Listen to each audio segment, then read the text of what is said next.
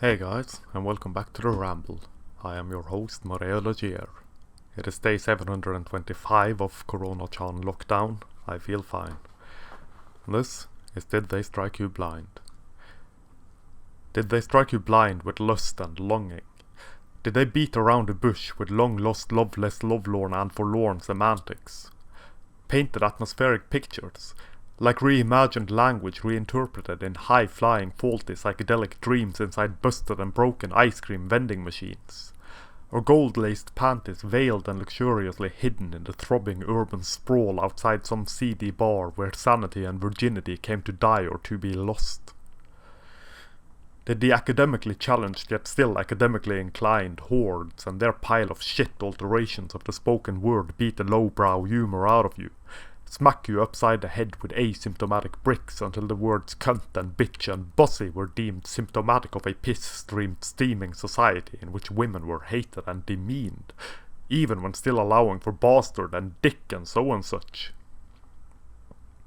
Strange songs sung like alien words flowing from the bowels of shit within the postmodern reconstructive, reductive, restructured pandemic of classic romanticism as feels, beds and becomes real eels to the gutter-mouthed lazy wannabes whose intellectual curiosity is hampered only by an inability to question the presently prevailing presented narrative.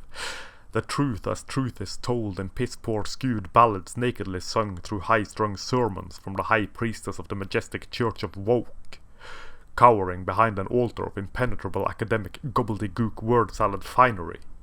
Kook, kook, kook, say the degree holders, the burden boilers, the over-educated layabouts, those who are ever so sourly oppressed by their education dance, those who can count all the way to potato, if nothing else.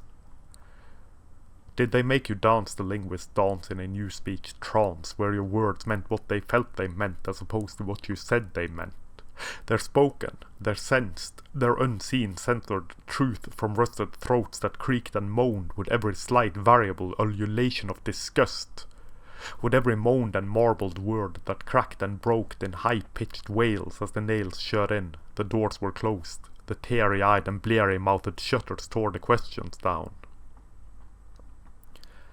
Drawn in a hand-crafted paper pulp, like being caught between a rocking chair and a bard's place, insufferable dialogues gone monologish in a roguish day-night that finds one strapped to a bed of academically inclined land whales who spurt, who sputter, who shake, shimmy, shave and shiver at the mentioned word maleness, whatever that means at any given moment, or who tremble profusely and wet their silken sad uncertain panties profoundly at the terrible whispered no-no word masculinity, hitherto and from now until the end of time dubbed as raw, toxic trash.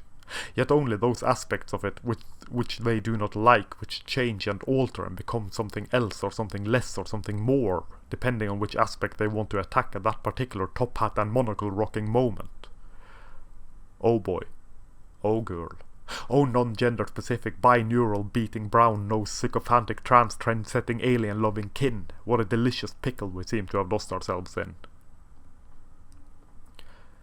Did they label your masculinity as toxic, rot your guts, your brains, your balls and cock with promises of possible yet pernicious and preemptive redemption through the might and almost awesome influence of feminist pedagogy on your splinter-celled mind interference, to reduce your testosterone poisoning down to manageable levels, whilst simultaneously spouting gibberish about how women who behave badly also suffer from toxic masculinity as opposed to toxic femininity, given that femininity, despite being naught but a non-existent socially constructed patriarchal cultural phenomenon of the meanest, foulest, most oppressive kind, is all that is good in the world and avoid in various other such gizmo-grabbing mafeels arguments.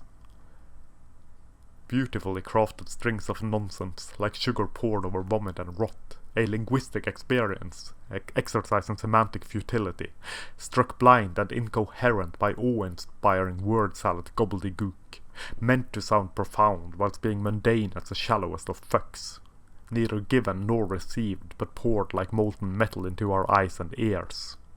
Fuck this shit. I'm out. And that, I think, is that for this ramble. I hope you enjoyed it more than my previous rambles. Please take a look at the links down below to buy my books and support the channel and the blog and all the other rambles. And this is Maria Legier. I'll catch you next time. Thanks for watching.